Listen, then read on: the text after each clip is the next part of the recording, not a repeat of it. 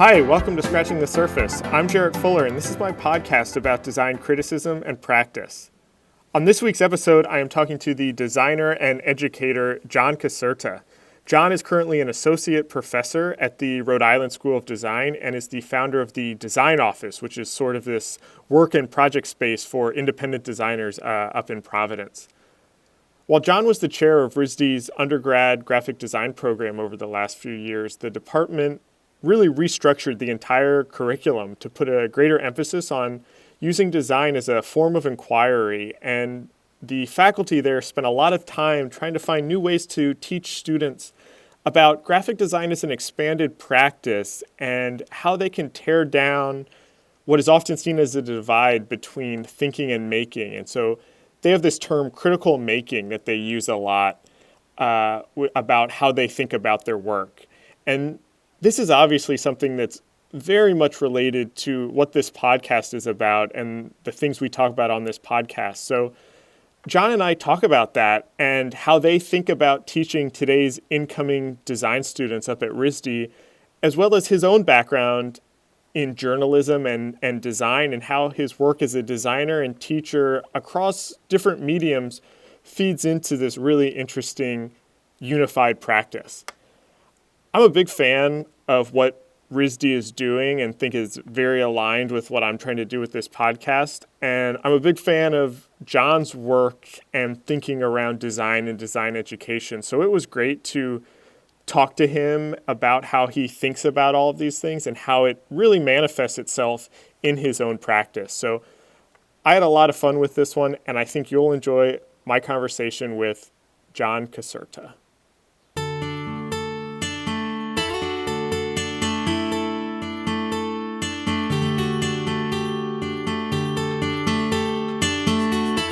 So I have a lot of things. There's a lot that I'm really interested in talking to you about, and I'm not totally sure exactly how this structure is going to go because I feel like we could go all over the place. But I thought a good way to start was just a little bit of your background, because I had noticed in reading about you that you originally had studied journalism. And so I'm kind of interested in a little bit about that background and where design kind of came into your life, or how you started working as a designer. Sure. Yeah. I mean, I'm from North Carolina, and I went to a small kind of country private school. It was sort of cheap and freewheeling, but it was like where the auto dealerships kids went and things like that. So I had a pretty good, it was like pretty relaxed atmosphere. Lucky for me, there was a bunch of Apple IIes that they bought when I was in whatever middle school, kind of late elementary school. So I spent quite a bit of time playing with that stuff, particularly on rainy days and so forth. So there was also dot matrix printers hooked up to it. So I had this sort of early epiphany around programming in BASIC, the programming language. So there was no GUI interface on an Apple IIe. And I was able to make patterns and forms directly in basic language programming code. So that was sort of this hook. And lucky for me, I had a kooky aunt in Austin, Texas, who programmed in Pascal, and she sent me her Apple IIc when she moved on to some sort of IBM. So this would be in the 80s.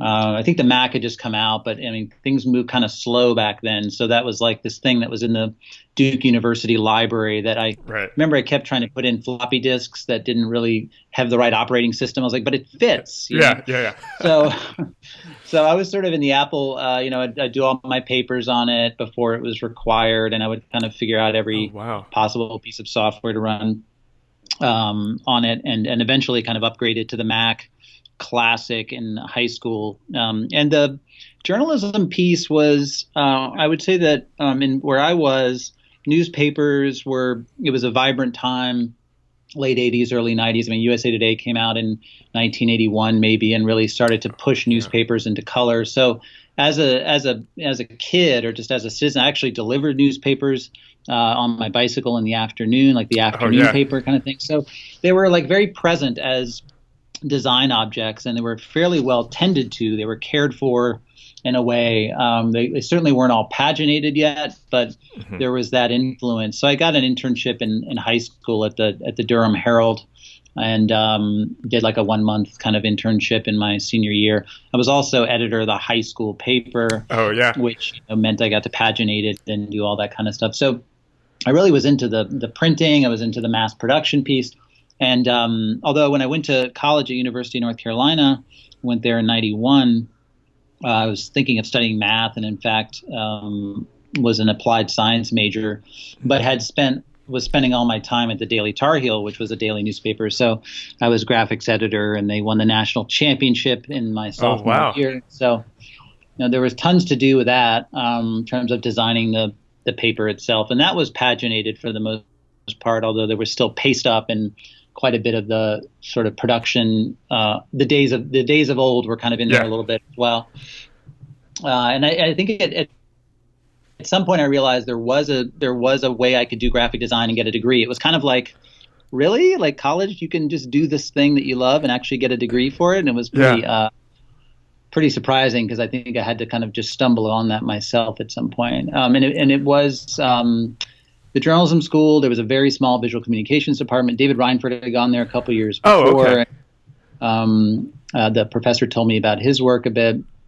And so I knew that there were different ways to apply my knowledge, although I was really taken by the journalistic version of design, which for me also meant drawing. I spent a lot of time in the art department trying to figure out how to draw, like how to render, and was doing quite a bit of information graphics. So my first few years out of school were in newspapers. In fact, I've been watching the OJ. The OJ, the sort of longer version. I know there's the ESPN. It's the non-ESPN version. And I remember where I was during the Bronco chase, and that was at the Virginian Pilot. And then we went to the bar after, to continue, because, that's where you could see it. So I was at the Virginian Pilot as an intern, and I went to the Atlanta Constitution. The Olympics was there. That was fabulous. There was a ton going on. So we drew all these like 3D renderings of like the high dive platform and all these graphics. And I was freelancing a bunch as well. FedEx my SideQuest 44 disc off to Brazil, and they would publish stuff. So it was a very vibrant time in print. But as soon as the Olympics was ending, I took a job, gave my 2 weeks notice the last day of the Olympics, and went to Chicago and worked for the Tribune in the online section. So I skipped over to online. I was designing websites starting really in 94, 95, but never really more than just a freelance gig or anything. I remember when the Mosaic browser came out, and that really offered visual people a chance to make images and so forth. So I was excited to jump into it. And Chicago, the Tribune was doing amazing stuff in that period. They had already launched their website. It was full of dynamic stuff like back end graphics and some animation. So I joined a really wonderful team and stayed there for 3 years. By the end, I think I was just kind of ready for a break. It's because I had started kind of early and was excited as a kid. I think I'd been sort of working. I put my 10,000 hours, my Malcolm Gladwell 10,000. Really by that point. So I was just sort of like, wait a second, you can actually go to Europe and travel and hang out. And essentially took a year off, but I had a bunch of freelance kind of following me. So I was doing work for National Geographic, designing their some of their editorial modules.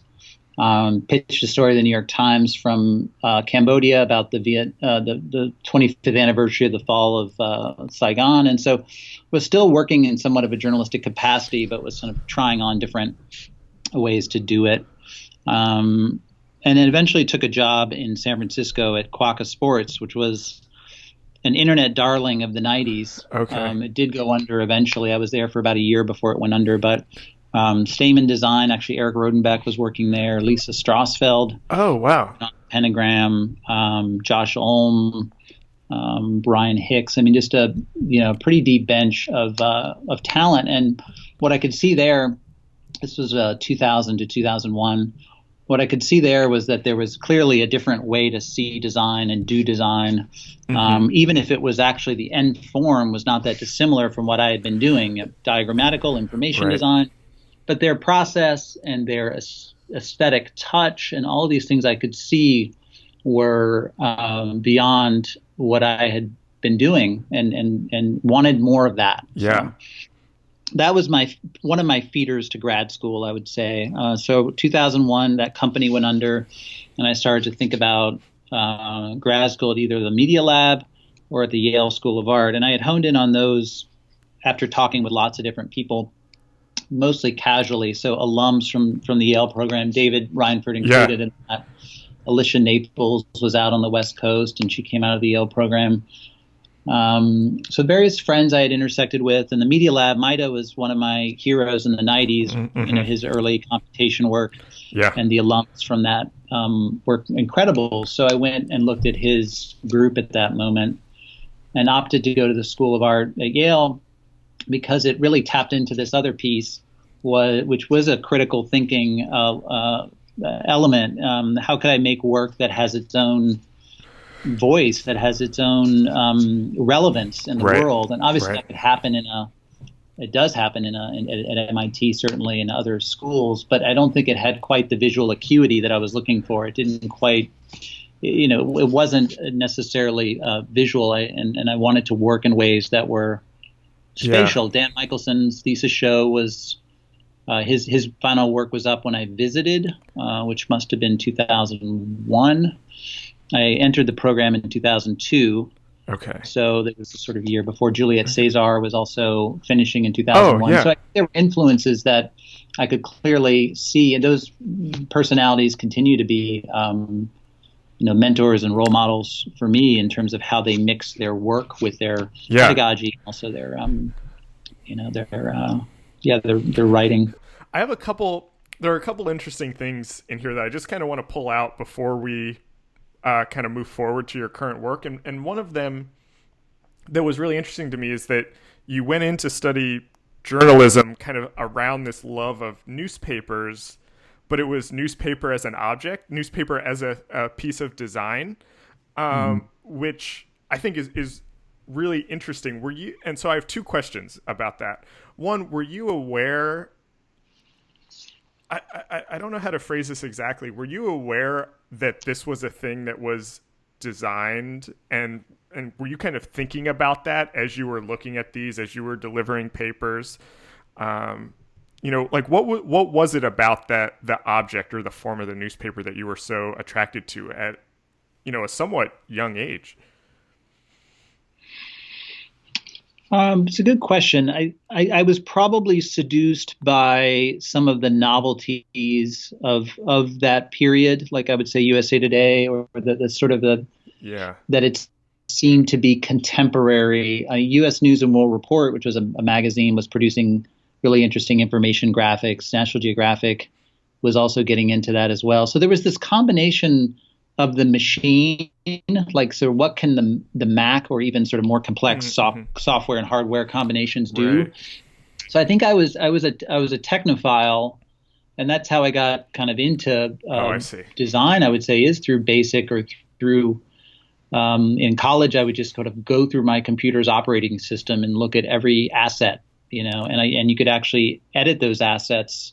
In sort of early Mac stuff, you could just kind of, the security wasn't the same. You could just change what everything is, icons. And so I kind of liked, I think it's a sort of a deconstructionist analytical approach to design where and I think the newspaper as database was what was really, I mean, there's a few things. There was the seductive kind of color. It's pretty. There's like, things you can do that I wasn't seeing really in books and so forth, although clearly they were happening. I just didn't have access to them on a daily basis. And then I think just newspaper as data, it's updating all the time. There's different content in there. There's a structure, but yet it's not really the same every day. I mean, it was almost this like problem that I was trying to understand and wanted to be a part of. Yeah. That's really interesting. And so you're in school and you're studying journalism. What kind of classes are you taking, or what are you doing kind of at that time? Yeah, the program was pretty small. The visual communication program was pretty small. So there was the requirements of the journalism school, which was like media law and reporting and Okay. editing. So I took the basic courses that any writer or Okay. reporter would have taken, which I think was very helpful.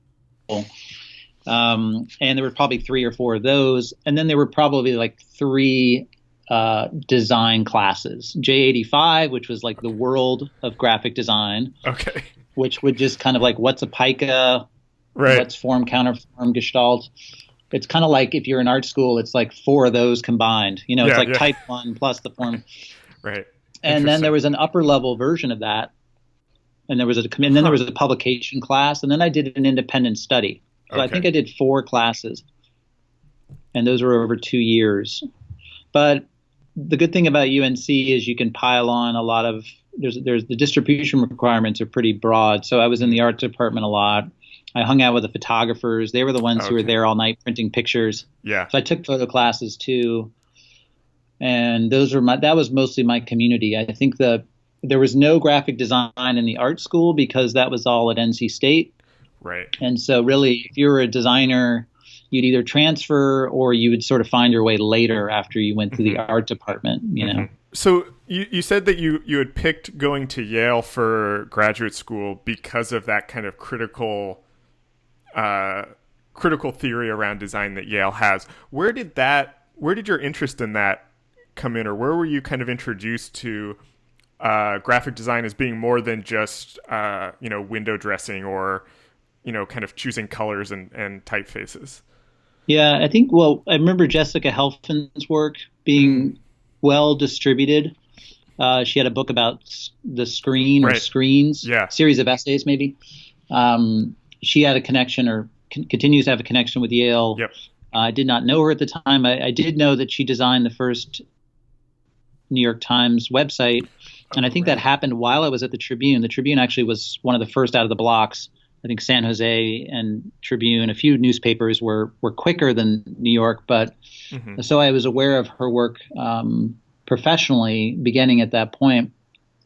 I also, there wasn't a huge web presence when I was applying. So this was 2001 or 2. Right. And so it wasn't as though there was a huge roster of faculty. I wasn't aware of how influential the Dutch faculty were. I was not aware of Michael Rock at all. There were so many things that came my way when I was there that were pleasurable and unexpected, and that I would say it was the visit that I did there was huge because the show was up and I could sit with the students, Right. and what I could see is that there was more to design than sort of the modernist Right. aesthetic or the modernist principles that I was still probably living by, right? I was Right. still kind of digesting that. How do you, the role of the machine and the sort of utopian 20th century and simplicity of form and all of those things, even though, we were at the end of the 90s and all I would have had to done is look around and I could have seen Right. Emmett Ray and all that. Yeah. But I think I was blind to that because I was sort of feeling like simplicity and communication and all those journalistic values, I think, had blinded me to kind of some of the formal and intellectual tenets of postmodernism, there's so many of those to see in California. I kind of want to use that to connect to today and kind of what you're doing now. And I know that there's a gap there, but it seems like a lot of the things you're doing today started in that time based on the way I'm kind of piecing this together. When you were at Yale, what were your goals at the time, or what were you kind of thinking you wanted to do after that, or what were you hoping to get out of that experience? Well, the goal quickly became survival. Yeah. Right, of course. I had a sense of what design was, and I was there to get better at it. What I realized was that it was not what I thought it was actually much more than what I thought it was. It's more like being dropped in a country and just kind of figuring it out, So I felt like I was starting over much more than I really was. And so I think the first year was kind of getting battered around and kind of understanding things. And I actually did hold on, and I'll try to connect this to the present moment a bit as well. I found solace in in some of the intellectual components of grad school because those were more familiar, perhaps, just by being someone who had been curious and had read. And part of how I realized I wanted to go to grad school was I was hanging out at William Stout Books in San Francisco and was seeing just the wealth of published work. Many of it came out of architecture because that bookstore, which I believe still exists, is heavy into architecture but had quite a bit of graphic design. So I grad school began as a kind of reset, right? And meeting and understanding, who was teaching there and why they were teaching there and what they were asking of us. Peter Hall was highly influential for me, and Jessica taught some as well. Bethany Johns, who's here now. Oh yeah, at RISD. Those were the folks who I immediately connected with because I think there was something that wasn't about form. Right. And form has never been a strong point for me. And of course that term is ripe for a whole podcast series. When I refer to it, I suppose I mean the sort of the aesthetic value or the aesthetic artifact, whether it's screen or print, and kind of the importance of the message as it is kind of embedded in that. Right. So grad school ultimately became really a means of, I think it fulfilled that original objective of being able to initiate my own work and to be able to have a voice and to use design as the medium in which that voice gets expressed. Definitely not pure writing, definitely not video. There are other media that exist, and I think design is its own its own thing, and I think we should continue to own it and honor it for its complexity, its ability to mix different elements together. And so I got practice at that, making work that had sophistication in its voice and what it was actually saying. And I was lucky because I had a sort of a third year of grad school. I went in the 2-year program, and then the first couple weeks of my second year, Irma Boom canceled and did not come, and so I decided I would apply for a Fulbright instead. So instead of hanging out for a week, waiting on the next visitor, I just pushed a Fulbright application out in a week. Wow! And I got it. Wow! In April, so I sort of forgot about it a bit. But the proposal, which I'm still working on in a way, was to make a time capsule for the village where my father was born in Italy, which is a dying Italian hill town village. And the idea is that I could go there and use design to sort of help express various aspects of their culture. Could interview, could make typefaces, could do a census. I mean, all these things kind of were, some of them had seeds in the application, but really when I arrived, it was a sort of anthropological effort and was valuable. And some things came out of it immediately, but I also still have not closed the time capsule. I have a hard drive and all of that kind of stuff with various assets. So the title of it is Do Not Open Until 2030. So I've got a few more years to close it in order to open it in time. Right. Talk about deadlines. Yeah. Designers need deadlines. So mine was a good generation away. Right. That's amazing. So that actually sets up a lot of kind of what I was interested in talking to you about teaching and your kind of educational practice. So you've been teaching at RISD for a while now. Where did you start? When did you start teaching, or why? How did you kind of get into the academic side of this? Yeah, but when I was in Italy, I did not go to grad school in order to teach. It was not my intention. I was thinking I would just be a better practitioner, so to speak. And really wanted that next level. Part of me thought of even actually just switching fields and doing something else. So the teaching came kind of accidentally. My now wife came to Italy with me and applied to grad school from there and got into Brown and Berkeley. She teaches teachers, so she was applying to ed schools. And we decided the East Coast was probably smarter given our family connections here and New York and some of the career stuff for me. And so we came to Providence. And as it so happened, that same year that we were away, Bethany Johns was hired to take the reins of the grad department at RISD. So she put me to work fairly quickly. Like I taught, winter session class and just started to kind of venture into the grad space and was predominantly working in that space. So when I started to teach full-length courses, I was kind of unprepared and wasn't sure that was what I wanted to do. And in terms of just, that was 2006. The winter of 2006 was the first time I had intersected with grad students in kind of official capacity and kept that going. Right. And so my engagement at RISD has really just increased almost I wouldn't say it's every year, but I would say it became more and more connected to the school. Yeah. And it became more vital and interesting for me in my own work. And I would say that there are a couple benchmarks there. So 2006, I started to teach as an adjunct faculty member. I had my own practice in that period and predominantly was doing my own work. And I could sort of talk about that even as it relates to now. And had started a collective and a co-working space a couple years later in 2007 in order to kind of define my practice as one that maybe looked more like grad school than it did a firm. And that came out of this realization that I was probably going to be in Providence for a while. My wife and I decided to stay and raise a family, get married and raise a family, and felt like if I'm going to live here, that this place, independent of my relationship with RISD at that time, really it provides an ideal place to make work projects and recite them here or distribute them from here. And so I wanted to do that and I wanted to figure out who else was game, right? Who might be leaving school or want to move here or what have you, or already here.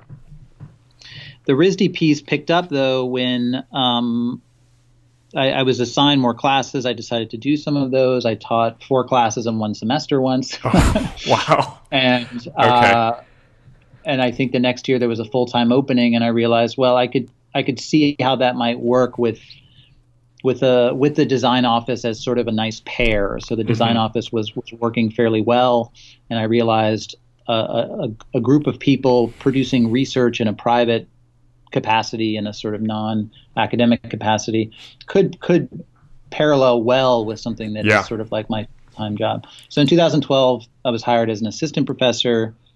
I became department head a couple of years later when John Maida left suddenly, and Nancy Skolos became dean. She was department head. So I was department head for 3 years, ending just a few months ago. So in terms of investment at RISD or sort of RISD awareness, I'm now fully entrenched with that.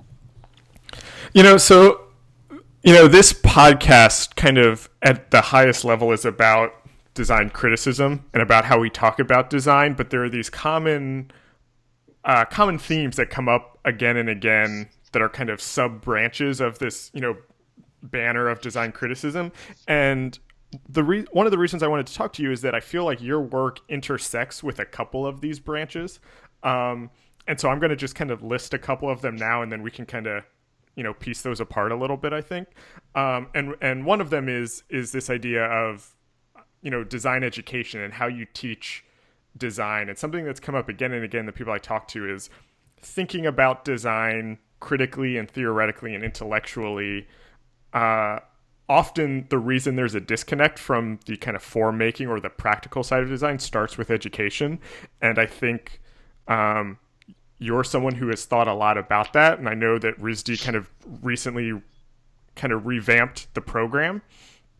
And so I kind of want to talk about that. But then the other side of that is another thing that I talk about a lot on the podcast is how to take those kind of theoretical, critical kind of research components and actually integrate it into a practice, into kind of the studio. So it's not this thing that's kind of writing that lives off on the side, but is actually really influencing the work that you're making.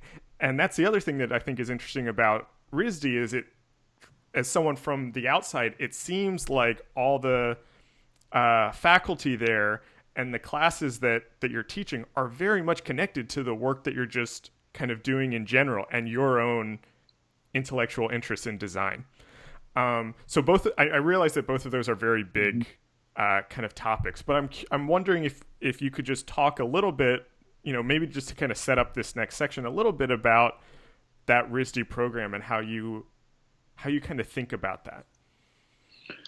Yeah, it's a good question. I think the faculty here we love teaching, but we love teaching a certain way. Like, it's not as though we love to sort of just tell you everything we know about type history or critique all day long, like, here are my thoughts on your work. Right. We actually really love to embed problems into the community, or embed projects into the community, and sort of explore them together. So I see school at its best as an ecosystem that's vibrant and a little bit sloppy and exploring things, but there's a tremendous number of resources available for us to figure that out. Scheduled meetings, classes, basically scheduled meetings. We all know we're there, right? Right. So it doesn't have to look like the same. Every class doesn't have to look the same, and every week doesn't have to look the same. So I think we've really institutionalized a dynamic, somewhat individualized curriculum. So, and we've built community into our curriculum. So when you come in, I would say the class, if we can sort of create the sort of, what would the classic educational dynamic be, particularly in graphic design education, it would be, you're going to learn how to make some stuff, like, go in the corner and make some stuff with the people who know how to make stuff. Right. We love them. And you'll come out in the spring or maybe next fall, and you'll know how to make some stuff, X-Acto knives, rubber cement, maybe some code. It doesn't really matter what the stuff is. And then we'll talk about maybe what it means, kind of what you can do with it, what's out there. And then you'll kind of top it off at the senior year, or in your third, I'm thinking more BFA here. Yeah. Or BA, with like what you think and what you want to say, and sort of this kind of longer leash moment. And I'm kind of generalizing, but I would say this pedagogy was fairly shared, a 20th century kind of view of things. And some of that was because it was actually hard to make stuff for a while, pre-Mac, pre-software, all over the place. So, color, we talk about a color class. We still have a color class, but it's doing kind of quote unquote more than just color. It was actually hard to communicate color to your printer. Yeah. You actually had to make your color. Right. Like, how else are you going to do it? How are you going to mock it up? How are you going to show it to somebody? So there was no, color printers. So, these courses came out of needs of our profession, which developed from a trade profession, maybe the combination between printing and graphic art and illustration kind of mixed into this thing. And so in kind of post-war, you got sort of graphic art, commercial art, advertising, graphic design, which was this kind of mishmash between something trade-like and this aspiration to do something more. I think at this point, it feels like we can have a pretty mature. Let's kind of redefine what we are now without pulling all of that along with us. Yeah. And so one thing we want to do right away is honor the complexity of our profession, like right away. Like, it can, there's a lot of media out there. There's a lot of ways to say things. There's a lot of types of people making the work and receiving the work. So just audience and what access they have. And so our curriculum has some skills in it. We do want to teach typography. We kind of teach I would say we teach typography in a way that will most stick. So we still use printing as a sort of the primary piece of it, or maybe scissors and stuff like that, because that we still think that's the best way to learn about typography. We want you to feel lead type and do a little bit of printing here and there. And so it's not about nostalgia. It's actually what's going to actually stick with you. Right. Sitting in front of your Facebook problem, assignment or what you're working on. But there's it's a critical making course. That's a term that we use fairly often, critical making. So it's not critical thinking, in that it's an active, it's a verb. And there's a critical making course called Design Studio, and it runs over 4 semesters. Okay. And so students are dropped into a curriculum that is dependent on who's teaching it in that semester. So if there's 4 or 5 of us teaching it, we'll have maybe 60 to 70 students, And of course, we'll meet in advance and talk about what we want to do. But it allows each of those 5 teachers to initiate a question that's consuming him or her in that moment. What does democracy mean in a fascist regime? Right. Wow. It could be as as high or low as it needs to be. How do you choose a color? Like, okay. How do you finish a thing in a day? I mean, it could be questions run the gamut between small and large.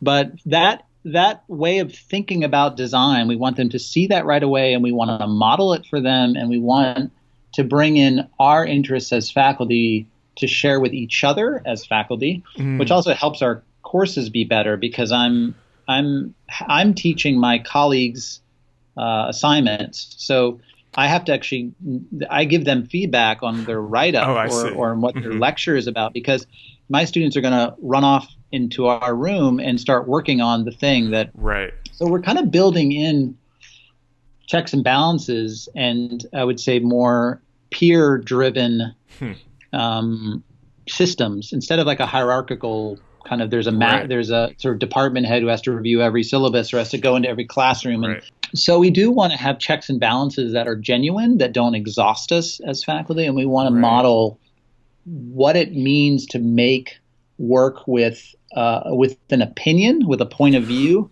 Right. At the same time that they're learning how to kind of get better at something. Yeah. This is so interesting to me, and I don't want this to sound like some sort of I feel like in a lot of ways this podcast for me has become a way for me to articulate my own education and my own kind of mess up my own way of thinking about design. So I don't mean for this to sound like some sort of referendum on my own undergrad education, but what you're talking about and the way you just explained that is so much of what I have since been able to articulate about I hesitate to use the word problems because that sounds so big, but some of the things that I feel like I missed in my own undergraduate education.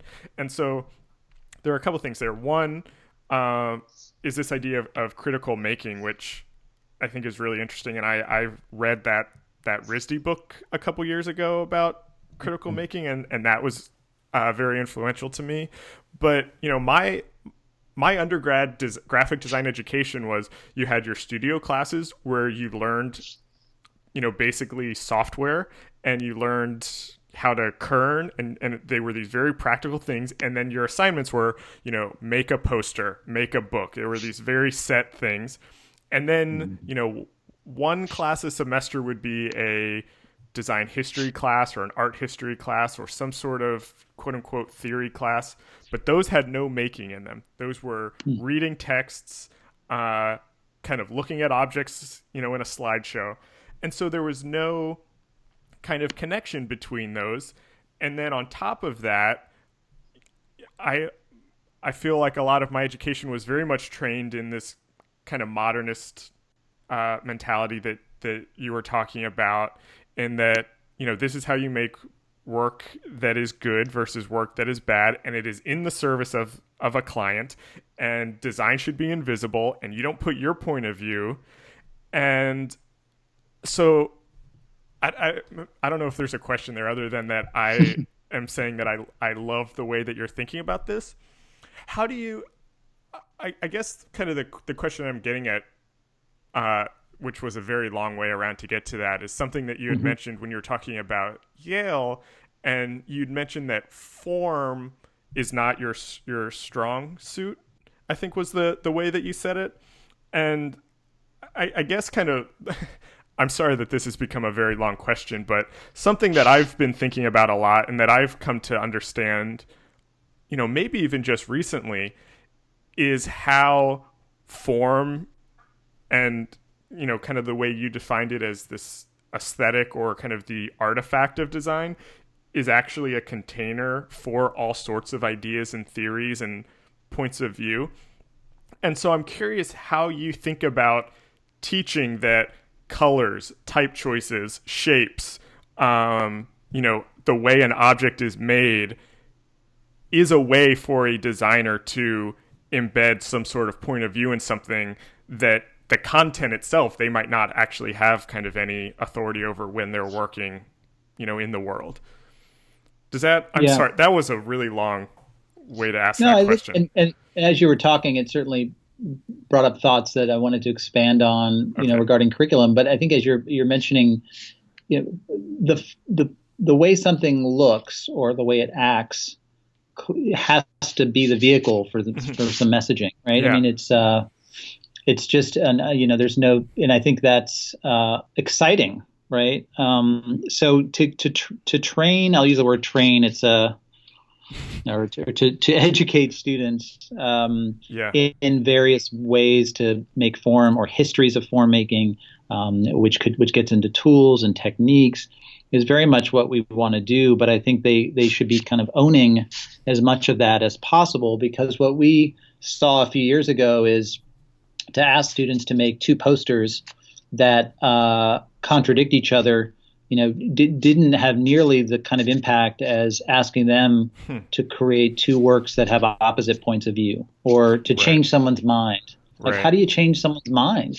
You don't put a poster up in the middle of the street. So design has a Right. certain power culturally that we were starting to kind of miss out on, just because of the form. We wanted them to work with form, Right.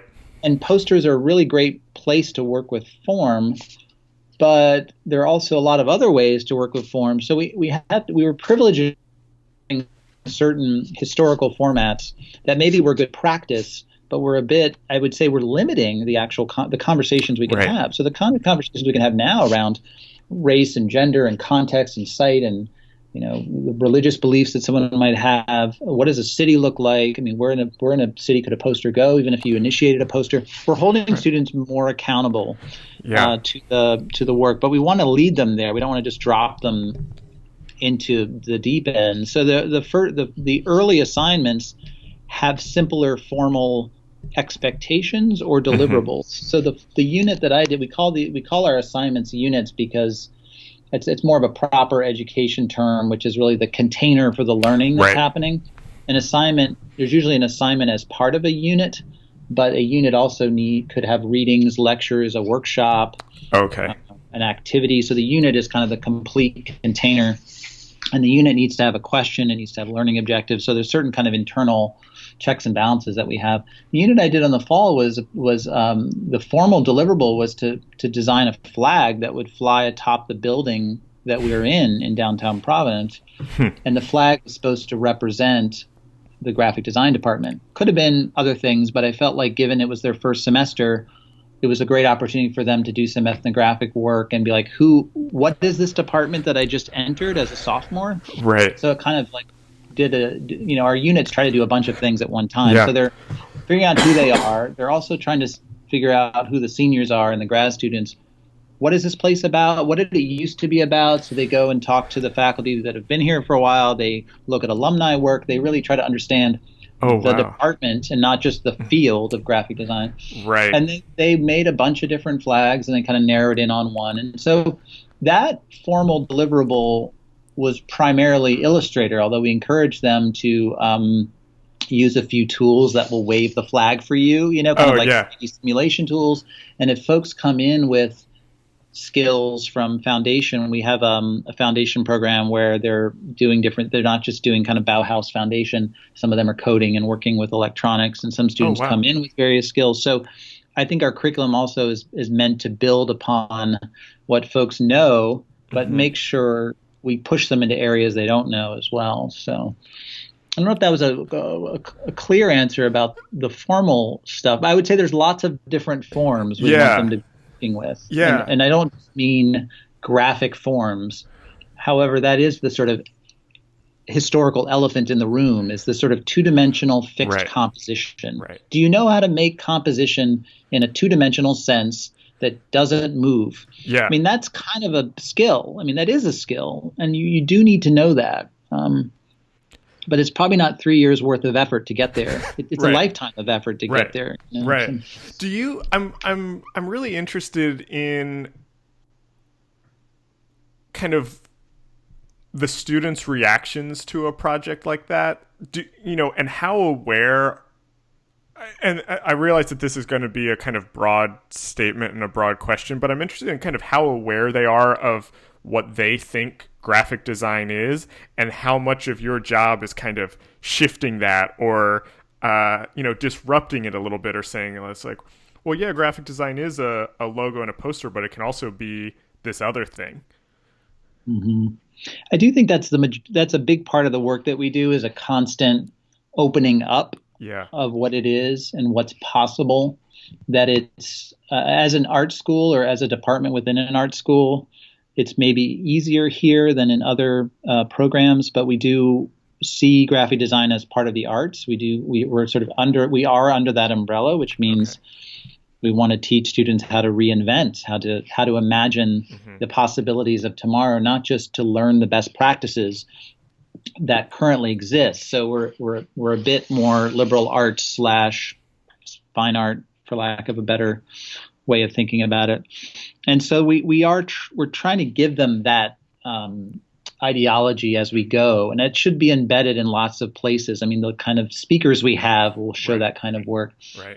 We want them to enter the profession, but again, we see the profession fairly broadly. Like you can make you could be an amazing chef if you want to.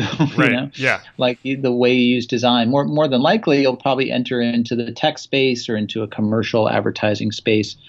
And we know that, and we certainly want students to have skills and influences that are meeting those likely pathways. Students come in often seeing, the technology is such a huge influence now. I think that many of them see design as fairly functional, as something that can be learned and understood and held in your hand, that is somewhat finite. And I do think we want them to see it as a means to constantly explore and invent and understand yourself. Right. So it's a kind of I would say we try to open it up as we ask them to do more, but we certainly need to offer them very specific examples of what has happened and what is out there and what it looks like. I'm gonna be that type of interviewer that's about to read something back to you that you had read that you had written. This was from the AIGA Ion Design kind of profile on RISD's program, and this was a quote from you that really kind of stuck out to me is a common theme with other people I've talked to. But you said, graphic design is a relative term, not an absolute. So our curriculum has to help define and move along with it. It's a living medium, and we won't give up on it. And the reason that, well, one, I just love that in general. But the reason that I like that, and as that relates to criticism, and I kind of want to talk about design discourse in the widest sense, is, and we've touched on this a bit kind of throughout, but I really want to kind of zero in on this idea that so much of what we think of graphic design is still very much rooted in the kind of Bauhaus Swiss modernist theories of this is what design is. And I've said this many times before, but somewhere along the way, those theories kind of became the law, or the way that this is what design is, this is how design is taught. And I think that has a big impact on education, but it also has a really big impact on how we critique design, how we talk about design amongst ourselves as professionals, but also kind of in the world and to a general audience, and talking about our customers, or the customers of the work and things like that. And I'm interested in how you think about evolving the design discourse and kind of what needs to change in 2017 about the ways that we talk about the work that we're making. Yeah, and then are you thinking in an educational context or even in the workplace? Both. I think we've kind of touched a little bit on that in an educational context, but I'm really interested in kind of how you think about that kind of in both settings. I think, the graphic design term, and maybe the piece that you read from touched on this. Like we don't mind that the term itself starts to feel misplaced in time. Yeah. Many programs have renamed themselves or, to visual communication, et cetera. And I don't think we're interested in really chasing the profession or maybe, trying to seem like a direct connection to something outside. I think we're okay with being sort of defining it here, but it is evolving. Meaning graphic is really about, it's language, it's mark making, it's abstraction. The word graphic is really pretty great. So let's let it feel like kind of odd at times and maybe progressive at other times. Yeah. Ahead of what you might want to do in terms of how to. So I certainly am concerned that graphic designers who maybe become visual designers at tech companies or, depending on what their actual job title is, are seen as the surface, as creating the final surface. Yeah. And that's been my question around UX. And previous to UX, there was sort of the UI or information architect. There have been different job titles that I think have really felt like that's a graphic designer, actually. Yeah. Can't you, if you become competent in composition and typography and aesthetics, and you also understand humans or software, then you would be a great experience designer, or just call that person a graphic designer. So I'm concerned we're limiting the scope of the term as it exists in the field, or that we're creating too many. Is it too many team members? Too much specialization? I think that's up for the individual designer to decide. I like a broad definition because I like to do different things, and I think some of our students are super talented in certain areas. They can go off and work in that space for a while, and then maybe they'll move into some other thing. So we certainly want to honor like the aesthetics or the visual design component to that term. But I do think when we talk about the work, it needs to acknowledge the full spectrum.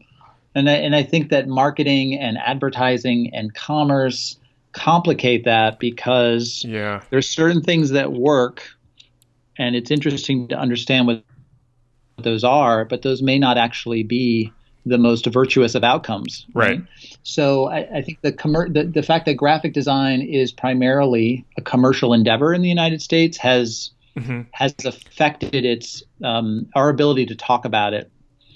Yeah. Europe, I fantasize a bit, and I think they're always probably pushing to retain it, is that the graphic design operates in even more of a cultural space, or in the discourse the projects themselves are a bit more determined by the designers, and the voice of the designer is more integral to the piece.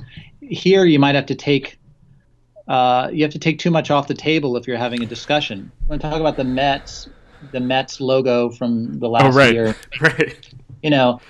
You can talk about the ligature thing, but can you really talk about all the other aspects of it without having all those people in the room? So our ability to critique, I think, is also related to our place in the team. Yeah. Yeah. That's I feel like that's so much of what I'm interested in, and what I kind of hope that design criticism can be, in that, it's great. Like, let's talk about typography and colors and ligatures and things like that, but let's also talk about economics and capitalism and how that stuff is influencing the work that we're making. There's almost interesting thing where if something gets big enough and so integrated in culture, we almost don't even think of it as design anymore. And how does the graphic designer kind of get back into that conversation and realize that they can, we can play a role in that in some capacity? Yeah, it's a good question. I think of John Waters did a commencement speech that's now been turned into a book about changing the world from the inside. Oh, yeah. And I think that, like Rob's work at Google Design, and just having individuals who understand design in its full complexity, that there are aesthetics. There's a cultural value to design that Steve Jobs talked about, lifting society up Right. with quality design. I mean, I think you have if you see Steve Jobs as a designer, which I did, then that worked pretty well. Yeah. So it's how do you get business leaders to understand it? I think what Michael Beirut and Jessica Helfand are doing is along those lines as well. So Yeah. if we hold on to color and typography as kind of the end all be all, then we'll lose out on some of the more complex discussions. Right. But we clearly need to have some craft or skill. We're makers, after all. Maybe not every one of us. We don't all need to do the same things, but I think our profession needs to have a tactile or a sensory sort of needs to have a craft behind it. Yeah. That leads into one of my final questions, just to start wrapping this up. I'm interested. This is a question that I've asked everybody that I've talked to, and has become really one of the more interesting questions for me is what are, kind of very specifically, what are the issues or the topics or the subjects that designers should be talking about today about kind of our work and what it's doing? Well, I've been considering and working in a space of like web as a publishing platform for a little while. And in fact, at RISD, we're thinking about publishing a journal that would be print or web or both. And it comes out of a few of us. Paul Solelis is here, and certainly interested. James Goggin is here. Lucy Hitchcock. There's many of us who have worked, Bethany Johns, in a publication capacity, whether it's as designer or as publisher. And I think that there's the collapsing the distance between designer and end user or recipient, I think is amazing. I mean, we're in an era where you can actually make a thing and many people can see it. Mm-hmm. Mm-hmm. And so as much as I love fixed compositions, publications, printing, right. I do think that there is potentially a split in our field. For one, I think there's always been one around image making, right. Those who create images to communicate ideas have always been a bit different than the types of folks who are good at systems work. Right. So, mm-hmm. And I talked to Dan Michelson a bit for a class. We put together a publication called For Within, which was a book that was made from the web. And that was a 2014 class where we sort of finished it after mm-hmm. and put it out there. So I think I'll answer your question in maybe a circuitous way, touching on a few kind of micro responses and see if they can collect. But I think the college environment, the university environment, is also an opportunity to kind of offer some ways of thinking about our profession or some points of conversation. That and Paul Solelis has certainly taught directly in this space too, in his experimental publishing course. Right. What is it? What are we designing? Like, what is the thing, and how do we do it? Right. I mean, that class did not have any InDesign in it. We made a book with no InDesign. So did Gutenberg, for that matter. So yeah. The tools we use have always progressed and changed. Yeah. So I think we become static if there's a sort of a sense of fear or an attachment to a certain either tool or an outcome. I mean, so should books have paragraph numbers on it? I'm working on a new version of that software now. It's called Bindery, and so we put out the open source code that generated the book from the browser, and it all runs on GitHub and Jekyll. And so I think there's certain offerings that designers can make to each other. Yeah. So we can talk about what we're doing in terms of writing and podcasts, and I think what you're offering is tremendous, and modeling a certain kind of way of understanding, critically understanding what we're doing. We can also produce projects that other people can jump in on or play with or talk about or download. And I think the curriculum itself at RISD is trying to do that as well. But I think that sort of looking at form as a kind of point of conversation is good. I would love to see there be many different discussions happening, and I think maybe something that you've tapped into is kind of like, well, where is one of them? Yeah. Any of them? I just wanted to thank you so much for this conversation. This was so interesting to me on a lot of levels, and I know I'll be thinking about this conversation for a while, and for reaching out and for the work that you're doing. So thank you so much. Yeah, thanks for having me. I enjoyed it as well. This episode was recorded on May 9th, 2017. Our theme music is by Andy Borgasani. We're on Twitter and Instagram at Surface Podcast. You can find us on Apple Podcasts and SoundCloud and at scratchingthesurface.fm. Thanks for listening.